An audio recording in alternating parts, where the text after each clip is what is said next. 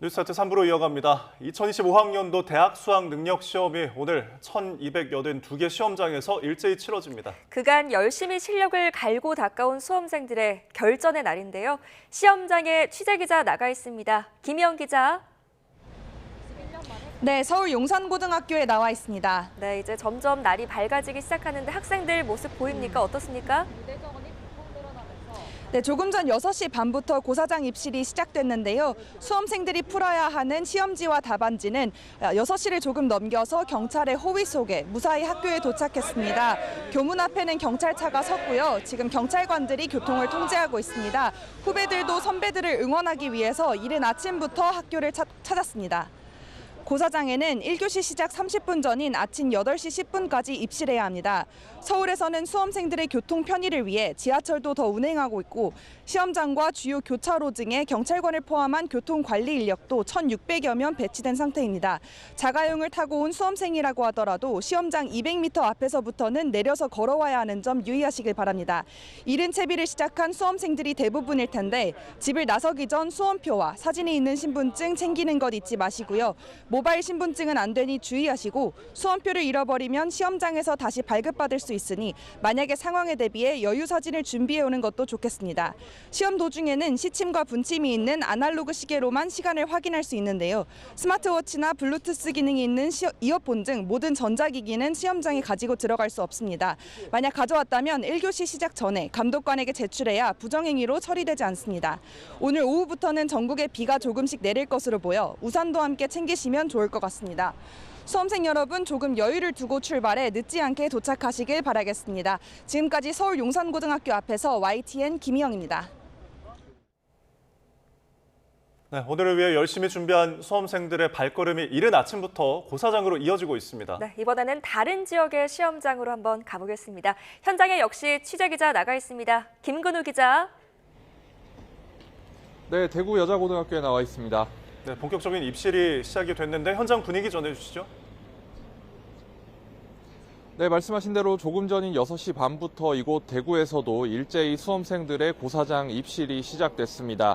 조금 이른 시간이었지만 이른 시간부터 학부모와 수험생들의 발걸음 계속해서 고사장으로 이어지고 있는데요. 모두 조금은 긴장한 표정이었지만 오랫동안 준비한 시험인 만큼 후회 없이 잘 치르겠다는 각오도 표정에서 엿보이는 모습이었습니다. 이곳 대구에는 모두 51개 고사장이 마련됐습니다.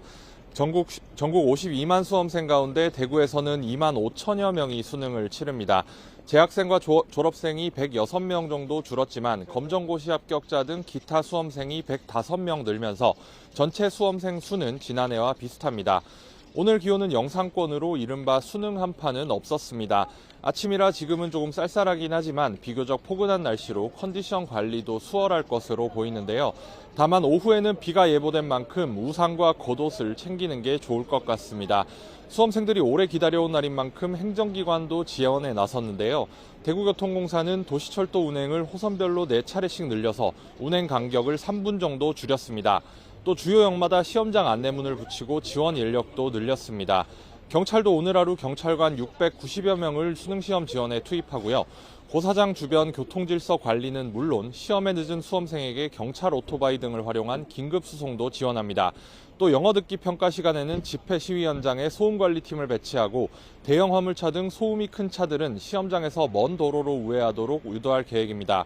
시험장 입실 시간은 잠시 뒤 8시 10분까지입니다.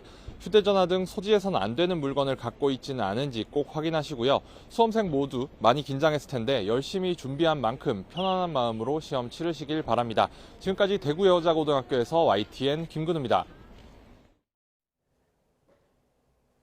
네, 오늘 새벽 충남 아산의 한 아파트 단지 지하주차장에 세워져 있던 벤츠 전기차에서 또 불이 났습니다. 이 불로 다행히 다친 사람은 없었지만 지난 8월 인천 청라 아파트에서 발생한 벤츠 전기차 대형 화재 사고를 기억하는 790여 세대가 긴급히 대피를 하는 등 놀란 가슴을 쓸어내려야 했습니다. 김태형 기자입니다. 소방차가 아파트 단지를 대낮처럼 밝히고 주민들은 불안한 듯 그 주변을 서성입니다. 오늘 새벽 2시 10분쯤 충남 아산의 아파트 단지 지하주차장에서 연기가 난다는 119 신고가 접수됐습니다. 충전 중이던 벤츠 전기차에서 불이 난 건데 주민들은 YTN 취재진에 천둥 같은 폭발음이 여러 차례 이어졌다고 전했습니다. 12층인데도 정말 천둥치고 번개가 치는 것처럼 해가지고 자다가 그냥 나왔거든요. 근데 이거 지금 일어난 지 한 1시간 정도 됐는데도 지금 폭발을 계속 일어나고 있어요. 2시간여 만에 불길은 대부분 잡혔고 다친 사람은 다행히 없었습니다. 하지만 새벽 시간 790여 가구가 긴급 대피하면서 놀란 가슴을 쓸어내려야 했습니다. 신고 받기로는 전기차라고는 했는데 현장 가서는 또 중간에는 이제 충전 시설로 이렇게 확인이 됐었어요. 근데 저 확인하다 보니까 이제 전기차에서도 연기가 나고 있었던 상황이거든요. 앞서 지난 8월에도 인천 청라국제도시의 한 아파트 지하주차장에 주차돼 있던 벤츠 전기차에서 불이 났습니다. 이 불로 주민 20여 명이 연기를 마셔 병원으로 옮겨졌고 주변 차량 800여 대가 탔습니다. 당시 벤츠 전기차 배터리 결함을 화재 원인으로 꼽는 의견이 많았는데 이번에 불이 난 벤츠 전기 차량은 다른 제조사 배터리를 장착하고 있는 것으로 전해졌습니다. 전기차의 화재 사례가 잊을만 하면 반복되면서 시민들 불안도 갈수록 커지고 있습니다. YTN 김태원입니다. 공천 개입 의혹의 핵심 인물인 명태균 씨와 김영선 전 국민의힘 의원의 구속 여부가 이르면 오늘 결정됩니다. 창원지방법원은 오늘 오후 정치자금법 위반 혐의로 구속영장이 청구된 두 사람에 대한 영장실질 심사를 진행합니다. 명 씨는 지난 2022년 국회의원 보궐선거 이후 김 전 의원에게 7,600여만 원을 받은 혐의를 받습니다. 검찰은 두 사람이 공천을 대가로 돈을 주고받은 것으로 의심하고 있습니다. 네, 오늘 국회 본회의에선 더불어민주당이 추진하는 김건희 여사 특검법 추정안이 표결에 붙여질 예정입니다. 이 추정안은 특검 수사 범위를 김 여사의 도이치모터스 주가 조작 연루 의혹과 명태균 씨 관련 의혹으로 압축하고 특검 후보 1차 추천권을 대법원장에게 주는 내용이 핵심입니다. 다만 민주당은 대법원장이 추천한 후보가 부적합하다고 판단하면 야당이 재추천을 요구할 수 있는 조항을 덧붙였습니다. 국민의힘은 오늘 의원총회를 열고 특별감찰관 추진 여부를 최종적으로 결정합니다. 추경호 원내대표는 본회의 직전 의원총회를 소집했는데 찬반 표결 대신 특별감찰관 후보 추천을 추진하되 민주당과 협상하겠다는 방향으로 결론을 내리란 전망이 유력합니다. 네, 오늘 열리는 주요 재판 살펴보겠습니다. 위안부 피해자를 위한 후원금을 횡령한 혐의로 기소된 윤미향 전 의원에 대한 대법원 판단이 오늘 오전 10시 10분쯤 나옵니다. 윤 전 의원은 지난해 9월 2심에서 징역 1년 6개월에 집행유예 3년을 받았는데 지난 2011년부터 10년여 동안 후원금을 개인 용도로 사용하고 지자체 보조금 등을 부정한 방법으로 받아낸 혐의를 받습니다. 네, 오전 11시엔 사내 성폭력 피해자가 사측 대한항공을 상대로 낸 손해배상 소송에 대법원 판단이 있을 예정입니다. 대한항공은 부하 직원을 집으로 불러 성폭력을 저지른 직원을 징계 없이 사직 처리했다가 물의를 빚었는데요. 2심에서 법원은 대한항공이 피해 직원에게 1,800만 원을 배상하라고 판결했습니다. 지난 4월 법무부가 국민 세금으로 지출한 업무 추진비와 관련해 음식점 상호뿐만 아니라 공무원 이름 등을 공개하라는 1심 판결이 있었는데요. 오전 10시 10분쯤 그 항소심의 첫 변론이 진행됩니다. 네, 오후 2시에는 국정 운영의 투명성을 위해 대통령 비서실 규정을 공개하라는 소송의 2심 선고가 있을 예정입니다. 지난해 1월 1심에선 시민단체가 승소했는데 당시 법원은 김건희 여사의 개인 사안에 대통령실 법률비서관실이 소송에 나선 근거 등을 공개해야 한다고 판단했습니다. 경기도 법인카드를 유용했다는 의혹으로 기소된 더불어민주당 이재명 대표의 배우자 김혜경 씨에 대한 1심 선고가 오늘 나옵니다. 수원지방법원은 오늘 오후 2시부터 김 씨의 공직선거법 위반 혐의에 대한 1심 선고 공판을 진행합니다. 김 씨는 경기도지사였던 이 대표가 대선 경선을 앞둔 지난 2021년 8월 수행비서를 통해 전현직 국회의원 배우자 등 6명의 밥값 10만 4천 원을 경기도청 법인카드로 결제한 혐의로 재판에 넘겨졌습니다. 윤석열 대통령이 아시아태평양 경제협력체 APEC이 열리는 페루에서 현지 시간으로 15일 한미일 정상회담을 가집니다. 대통령실은 공지를 내고 윤 대통령이 조 바이든 미국 대통령, 이시바 시게루 일본 총리와 한미일 정상회의를 가질 예정이라고 밝혔습니다. 한미일 정상회담은 지난해 8월 캠프 데이비드 회동 이후 1년 3개월 만이며 이시바 총리는 처음으로 참석합니다. 트럼프 미 대통령 당선인이 백악관에서 조 바이든 대통령과 만나 평화롭고 순조로운 정권 이양을 확인했습니다. 4년 전 대선 불복으로 바이든 대통령을 초대하지 않았던 트럼프 당선인은 정치는 어렵지만 오늘은 좋은 날이라며 감사 인사를 전했습니다. 워싱턴 홍상희 특파원입니다. 백악관 대통령 집무실 오벌 오피스에서 트럼프 당선인과 바이든 대통령이 나란히 벽난로 앞에 앉았습니다. 바이든 대통령이 먼저 악수를 청하며 대선 승리와 다시 백악관에 돌아온 것을 축하했습니다. Congratulations, and looking forward to having like we said, smooth transition. Do everything we can to make sure you're accommodated, what you need, and we're going to get a chance to talk about some of that today. So, welcome back. 순조로운 정권 이양을 돕겠다는 말에 트럼프 당선인도 감사를 표했습니다. Politics is tough, and it's many cases not a very nice world, but it is a nice world today, and I appreciate very much a transition that's so smooth. It'll be as smooth as it can get, and I very much appreciate that, Jim. 트럼프 당시 대통령이 대선 결과에 불복해 만남조차 성사되지 않았던 4년 전이나 지난 6월 대통령 후보 TV 토론을 포함한 대선 기간 갈등과 비교하면 크게 달라진 풍경입니다. 2시간에 걸쳐 진행된 대화에서 바이든 대통령은 유럽의 안정을 위해 우크라이나에 대한 지원의 필요성과 중동 사태 해결책 등을 강조했을 것으로 보입니다.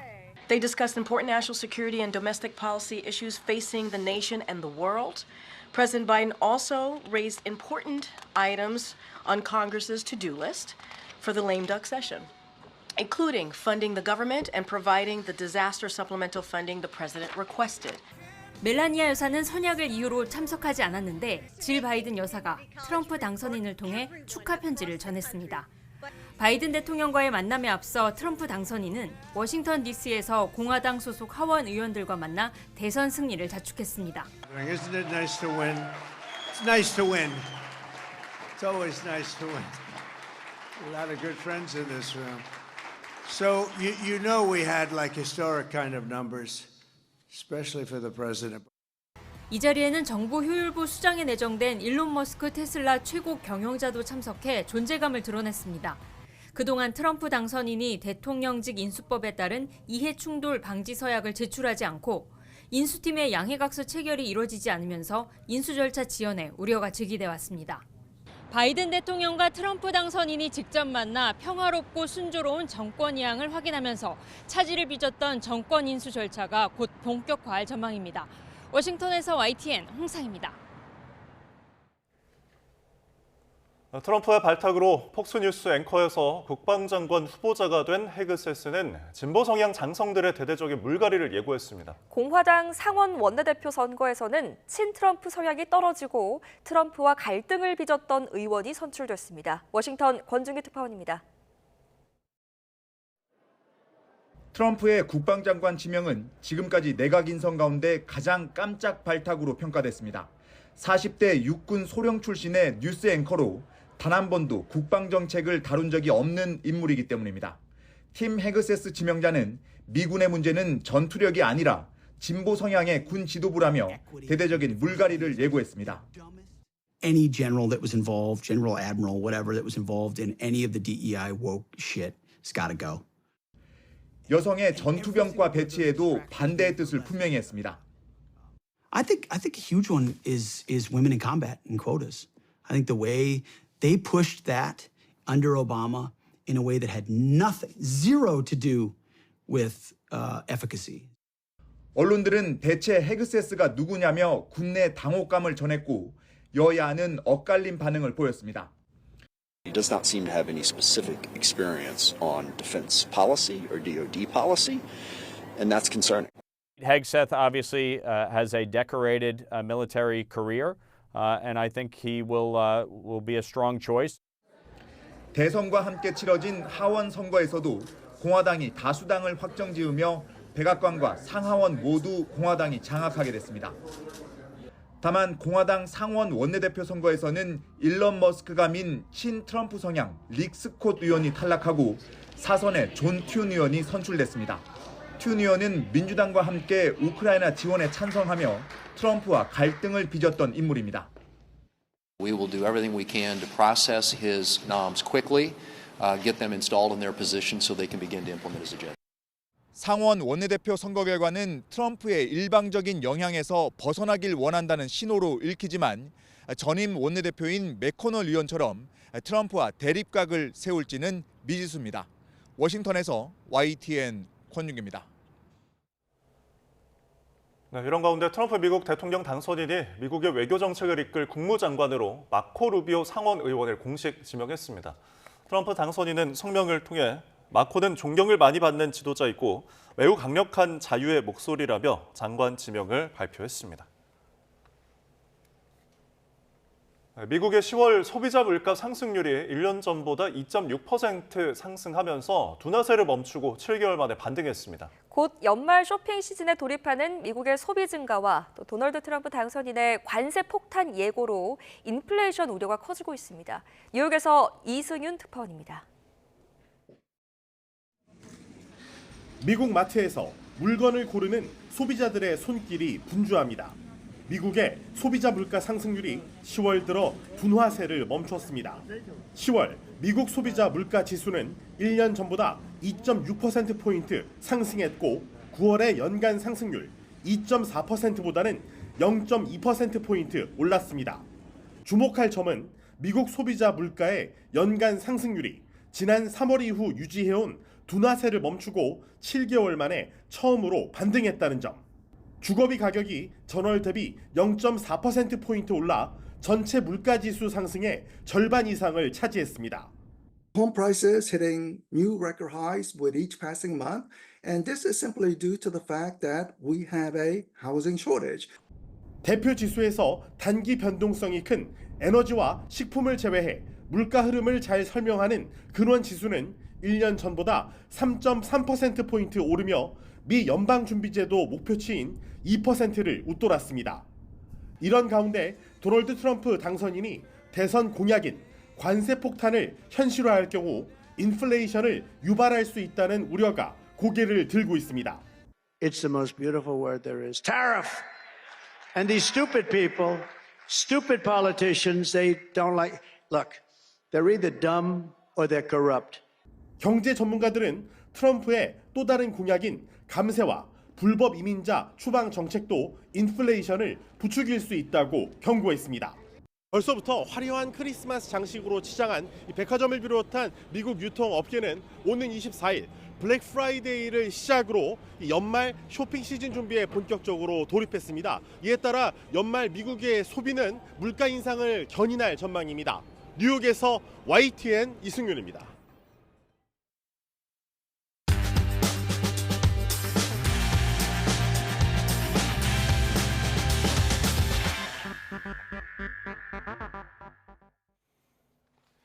(11월 14일) 목요일 스타트 브리핑 시작합니다. 먼저 한겨레 신문입니다.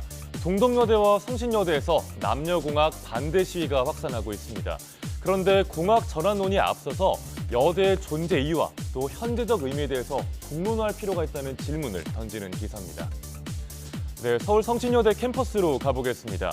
학교 측이 내년부터 국제학부 외국인 남학생을 모집하기로 하자 학생들이 반대 의미로 벗어둔 학과 점퍼들이 빼곡하게 놓여 있습니다. 동덕여대에서는 수업 거부 시위와 건물 점거 농성이 이어지는 중입니다.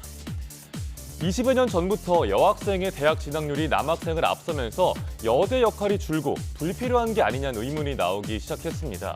하지만 여대 학생들은 여대가 없어지면 여성학 수업 개설이 줄어들 거라고 우려합니다.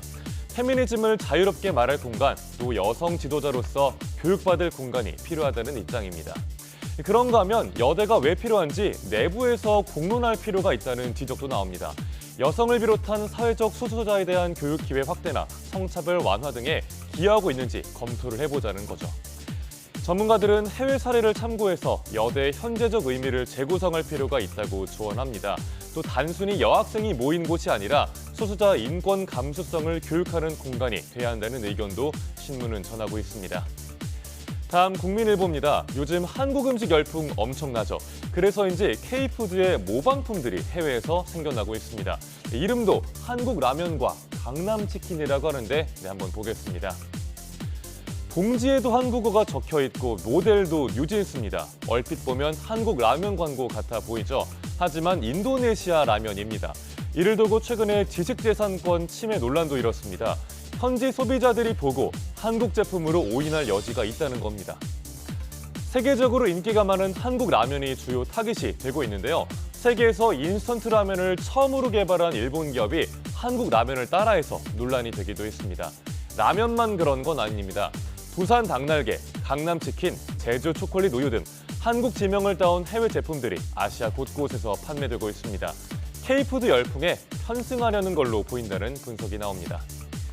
한편 일부 국가에서는 한국 제품이 수입 규제 표적이 되기도 했죠. 국내 업계에선 국내 기업들이 공들여 쌓은 브랜드 이미지가 나빠질 위험성을 우려하고 있습니다. 네, 조선일보 기사 보겠습니다. 12kg짜리 생수볶음이 문 앞까지 편하게 배달되는 시대. 정수기 렌탈 대신에 물 배달시켜서 드시는 분들 많죠. 국내 생수 시장이 5년 사이에 2배로 커졌다는 내용을 담고 있습니다. 업체 간의 경쟁도 그만큼 치열해지고 있고요. 불씨를 당긴 건 이커머스의 무료 배송과 대형마트의 당일 배송 서비스입니다. 생수 전용 물류센터를 아예 따로 운영하는 이커머스 업체도 있습니다. 물을 안 마시고 사는 사람은 없으니 수요가 갑자기 늘어나기가 어려운 품목인데도 이커머스 간의 경쟁이 치열해지면서 생수 매출은 매년 증가세입니다. 생수 매출이 이렇게 빠르게 늘면서 올해 전망치는 3조 1,700억 원. 대규모 납품 빼고 일반 소비자가 구매한 것만 집계를 해도 이 정도입니다. 이렇게 시장이 커지자 식품 대기업들도 생수 사업에 뛰어들고 있습니다. 일부 업체는 수출에도 나서고 있는데요. 자국 수질에 대한 신뢰도가 낮은 중국이나 동남아 시장을 공략 중이라고 합니다. 네, 11월 14일 아침 신문 살펴봤습니다. 수험생 여러분 파이팅 하시고요. 지금까지 스타트 브리핑이었습니다.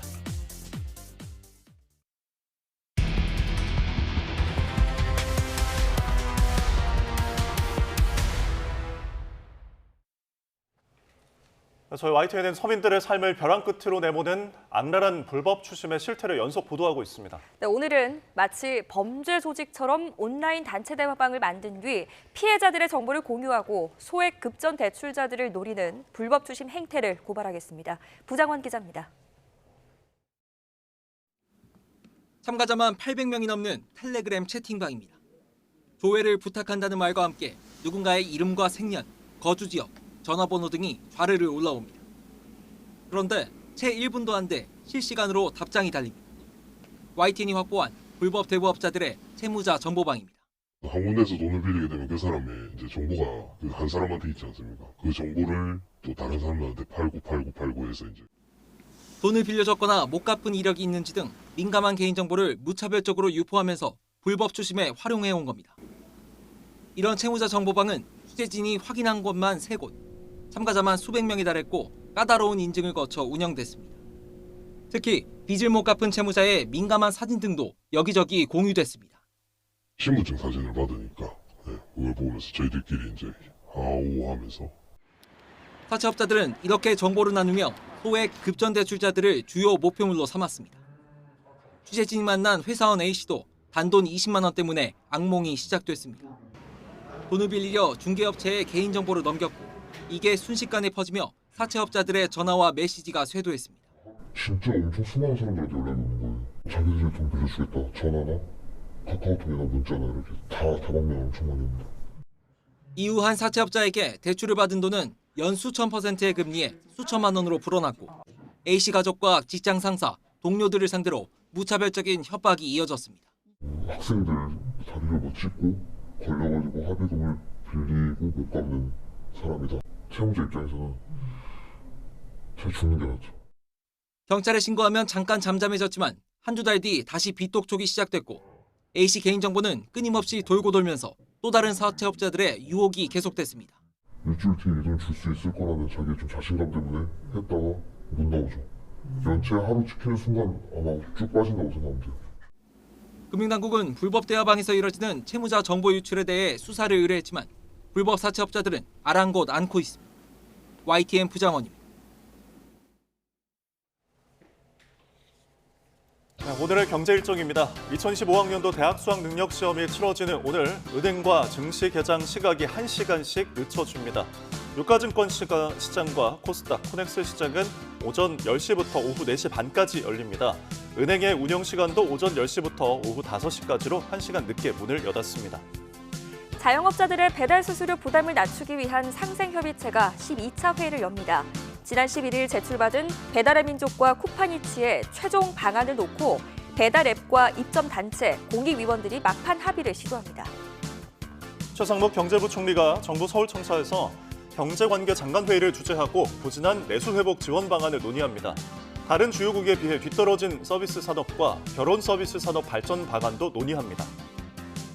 한국부동산원이 주간 아파트 가격 동향을 발표합니다. 한 주 전인 11월 첫째 주의 경우 서울 아파트값이 0.07% 오르며 3주째 상승률이 주춤했습니다.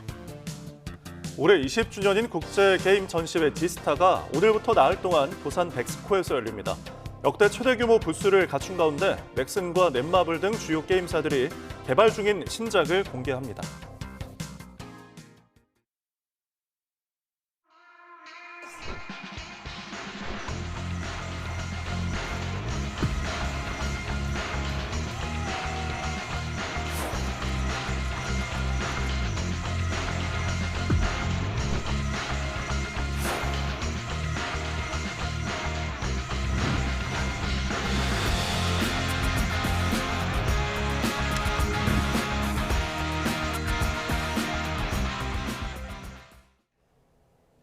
최신 경제 소식을 빠르고 친절하게 전해드립니다. 스타트 경제, 오늘은 이정환 한양대학교 경제금융대학 교수와 함께하겠습니다. 교수님 어서 오십시오. 네, 어서 오십시오. 자, 이번 미국 대선에 어떤 최대 1등 공신이자 수혜자로 꼽히는 일론 머스크 이야기 먼저 해보겠는데 지금 트럼프 정부에 합류를 하게 됐습니다. 신설 부서에 이제 수장을 맡게 됐는데 어떤 부서인가요? 이게 정보효율부라고 해서요. 일반적으로 우리나라 뭐 기획재정부라든지 산업부가 있는데 이런 진짜 부는 아니고 정부의 조직기관이라고 할 수는 없고요. 위원회인데 이름을 부라고 붙였다라고 아마 일단 이해하시면 될 것 같습니다.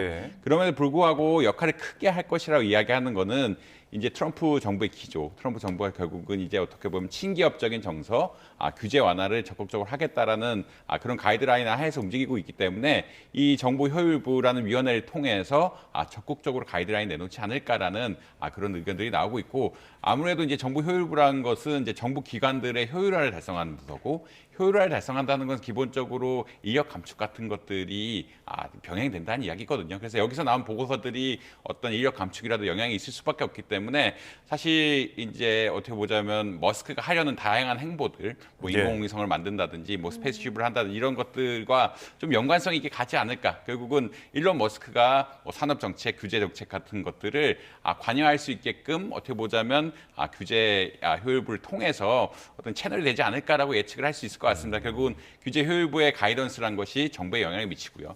정부에 영향을 미친다는 것은 지금 일론 머스크가 하고 있는 다양한 기업들에도 영향을 미칠 수 있는 이런 분야이기 때문에 뭐 일각에서는 우려도 있고 일각에서는 뭐 잘 될 것이라는 기대도 있는 뭐 이런 상황이다라고 아마 이해하시면 될 것 같습니다.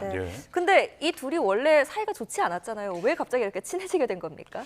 사실 일론 머스크 자체는 뭐 저도 이게 전문가는 아니지만 뭐 기본적으로 공화당과 민주당하고 그렇게 정치적 성향이 갈리지는 않았다라고 이야기를 하고 있고요. 2016년만 해도 이제 힐러리 클린턴을 지지하면서 비교적 또 실리콘밸리 이런 쪽은 또 민주당파가 많거든요. 기본적으로 많기 때문에 지지했는데 또 2017년 이제 대선이 되니까 트럼프가 대선이 되니까 뭐 트럼프에 대한 어떤 그 정부의 어떤 정부위원회 같은 데 들어가서 또 활동을 하기도 했습니다.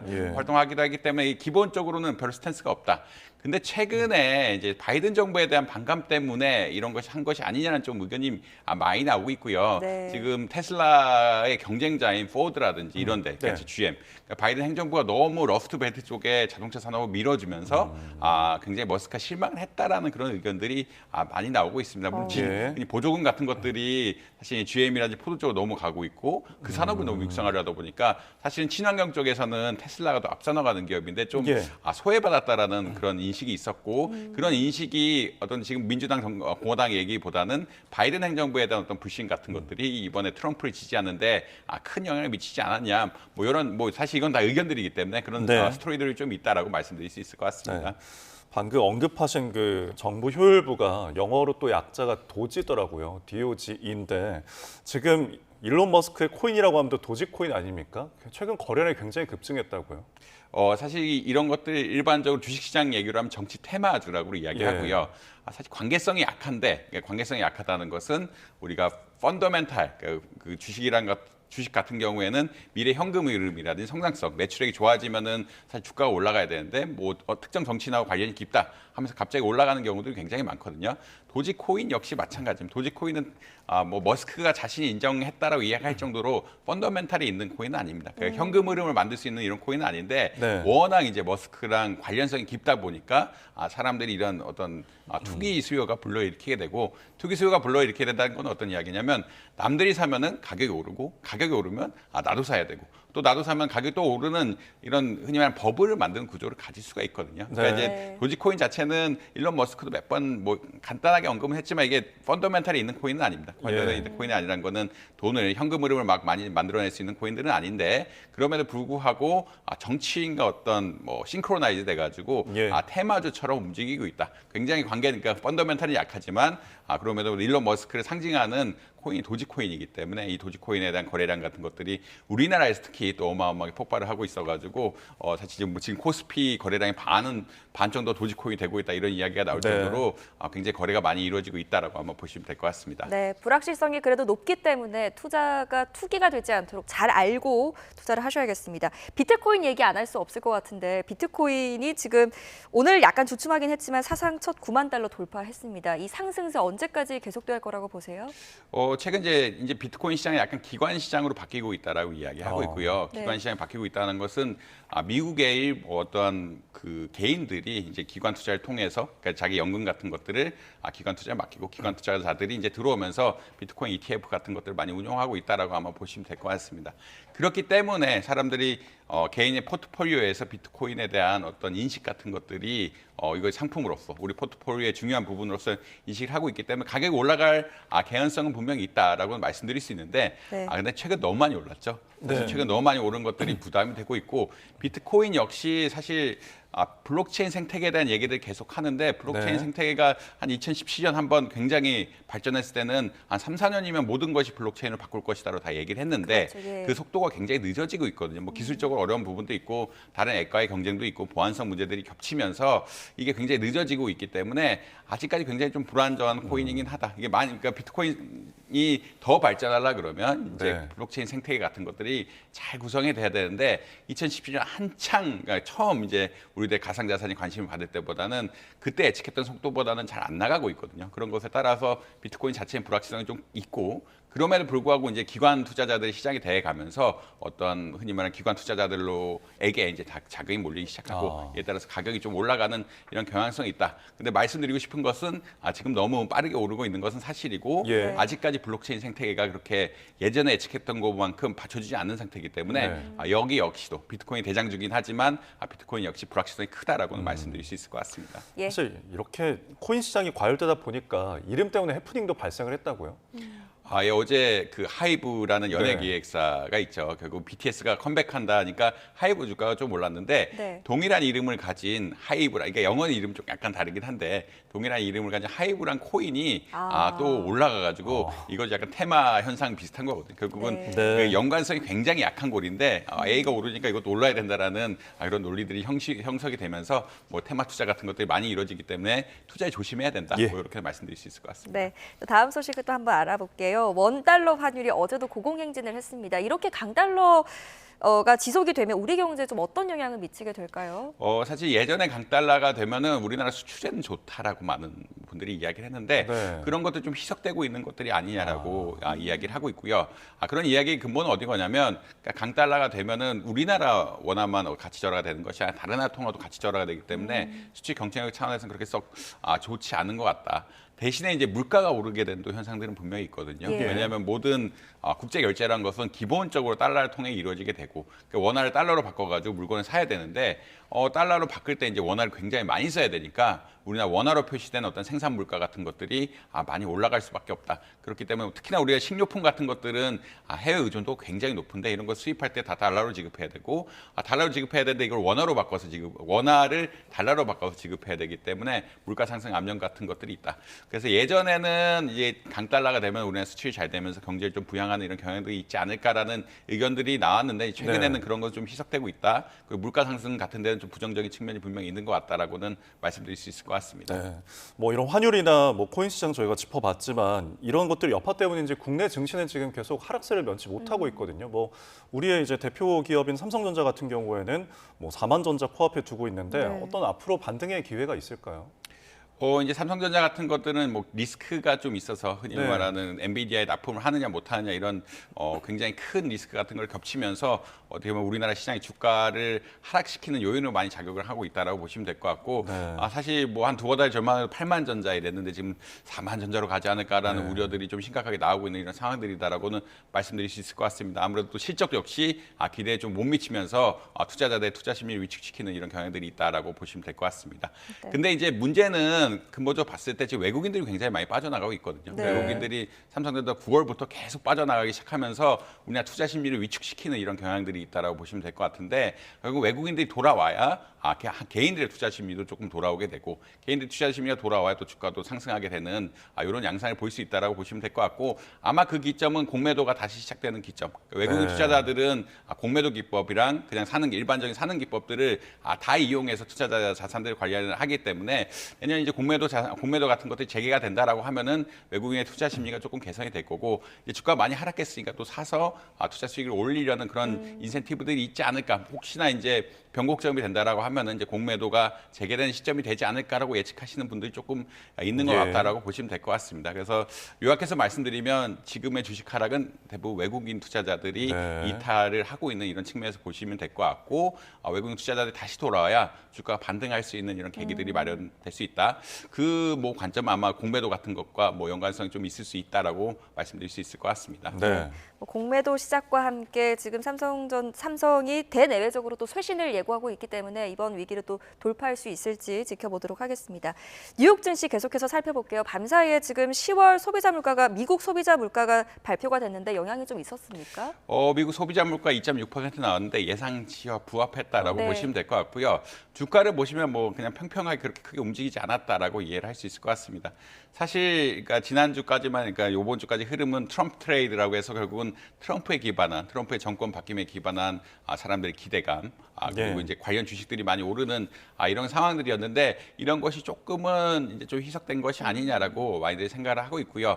사실 아까 정부 효율부에서 나온 것처럼 트럼프는 규제 완화를 적극적으로 하겠다. 기업들의 조세를 어떻게 보면은 좀 줄여주겠다 이런 부담을 하고 있기 때문에 주가가 많이 올랐다. 그렇지만 어제 이제 미국의 CPI 같은 것들이 발표가 나고 뭐 예상에 부합하는 수치 정도로 나오면서 결국 뭐 이런 뉴스가 조금 희석이 되고 이제 다음 턴은 12월에 이제 연준이 이제 금리 내릴 것이냐 말 것이냐 이런 결정적으로 조금 더 이어지고 있다라고 보시면 될 것 같고 근데 어제 이제 물가 지수 같은 것들이 기대치에 부합하게 나오면서 12월 금리 인하설이 어떻게 보면 탄력을 받고 있는 것들은 또 사실이다라고 아마 이해하시면 될 것 같습니다. 원래 이제 연준이 12월엔 금리 내릴 거다라고 그 점도표를 통해 보여주긴 했는데 실제로 아마 인하하지 않을까라는 기대감들이 많이 형성되고 있다라고 아마 보시면 될 것 같습니다.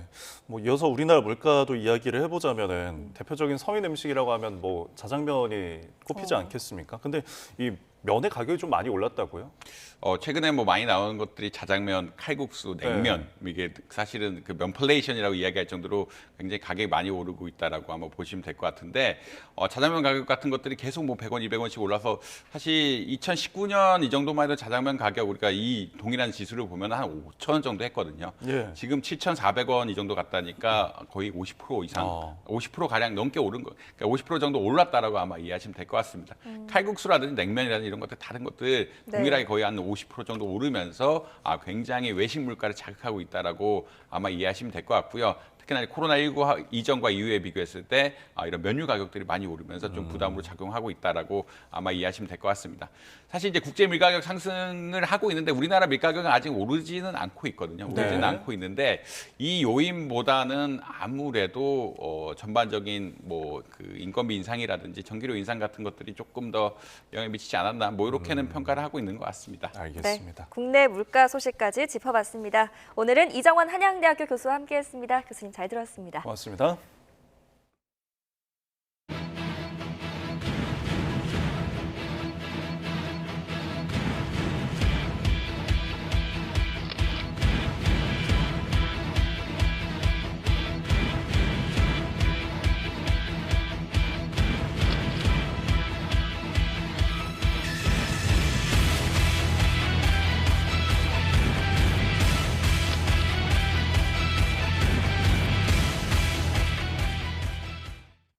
네, 수능일인 오늘 큰 추위는 없지만 늦은 오후부터 전국에 비 예보가 있습니다. 네, 자세한 날씨는 YTN 야외 스튜디오 연결해서 알아보겠습니다. 윤수빈 캐스터. 네, 윤수빈입니다. 네, 지금 수험생들이 아마 한창 입실 중일 겁니다. 현재 날씨 어떻습니까? 네, 수험생들이 고사장으로 향하는 지금 다행히 큰 추위는 없습니다. 현재 서울 기온은 13.6도로 어제 같은 시각보다 5도가량 높은데요. 다만 일교차가 크게 벌어지니까요. 수험생분들은 겉옷으로 체온 조절 잘해주시는 게 좋겠습니다. 네, 추위가 없는 건 좀 다행이지만 늦은 오후부터 전국에 비가 내린다고요? 네, 맞습니다. 시험이 끝난 뒤 늦은 오후부터는 전국 대부분 지역에 비가 내리겠습니다. 양이 많지는 않겠지만 수험생들이 귀가하는 시간에 비가 내리는 지역이 늘어날 것으로 보이니까요. 수험생분들은 우산을 꼭 챙겨 나오시는 게 좋겠습니다. 자세한 수능 시간대별 날씨부터 알아보겠습니다. 아침 시간인 지금 큰 추위는 없지만 다소 쌀쌀함이 감돌고 있는데요. 수험생들이 입실한 후에는 기온이 빠르게 오르겠습니다. 특히 점심시간에는 기온이 18도 안팎까지 올라 포근함이 감돌겠는데요. 다만 시험이 끝난 뒤 귀갓길에는 다시 기온이 내려가며 서늘해지겠습니다. 비는 늦은 오후에 서쪽 지방에서 시작돼 밤에는 그 밖에 전국으로 확대하겠습니다. 내륙에 예상되는 비의 양은 5에서 10mm 정도로 많지 않겠고요. 내일 새벽 중부지방부터 점차 그치겠습니다. 다만 제주도는 모레까지 최고 60mm의 산발적인 비가 내리겠습니다. 지역별 현재 기온도 살펴보겠습니다. 현재 서울 13.6도, 청주 11.5도, 전주는 12도로 출발하고 있고요. 낮 동안에는 예년 기온을 4에서 6도가량 크게 웃돌겠습니다. 오늘 서울 한낮 기온 18도, 대전과 대구 19도, 광주는 20도까지 오르겠습니다. 현재 일부 남부 내륙을 중심으로는 안개가 짙게 끼어 있습니다. 수험생을 태운 차량은 평소보다 일찍 나오셔서 천천히 이동하시는 게 좋겠습니다. 지금까지 YTN 윤수빈입니다. 네, 이상으로 뉴스타트를 마칩니다. 네, 수험생 여러분, 저희도 응원하겠습니다. 시청해주셔서 고맙습니다.